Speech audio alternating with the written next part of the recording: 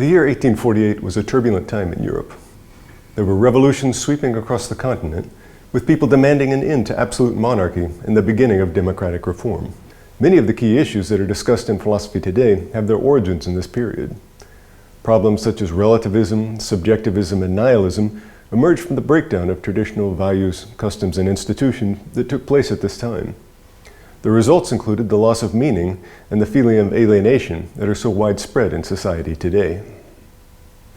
The Danish philosopher and religious writer Søren Kierkegaard lived through this dynamic period and wrote his best-known works in the 1840s and 50s. He gave one of the most penetrating analyses of the complex set of issues that we associate with modernity. But somewhat surprisingly, he sought insight into this not in any modern thinker, but rather in an ancient one, the Greek philosopher Socrates.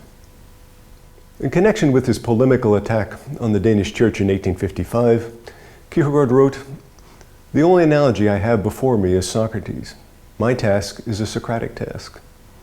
Here, in the context of a dispute about the nature of Christianity, he oddly harkens back not to a Christian writer, but rather to a pagan philosopher. What does it mean when he enigmatically claims that the task of all of his writing and activity was a Socratic task? Less than 2 short months after writing these words, Kierkegaard died at the age of 42 on the 11th of November, 1855. In this course, we wish to take this enigmatic statement as our point of departure to try to understand the complex and multi-layered thought of Søren Kierkegaard.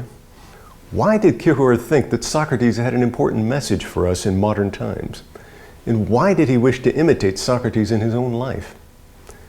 What message does Kierkegaard have for people like us today, negotiating our way through the uncertainties of the modern world in the 21st century?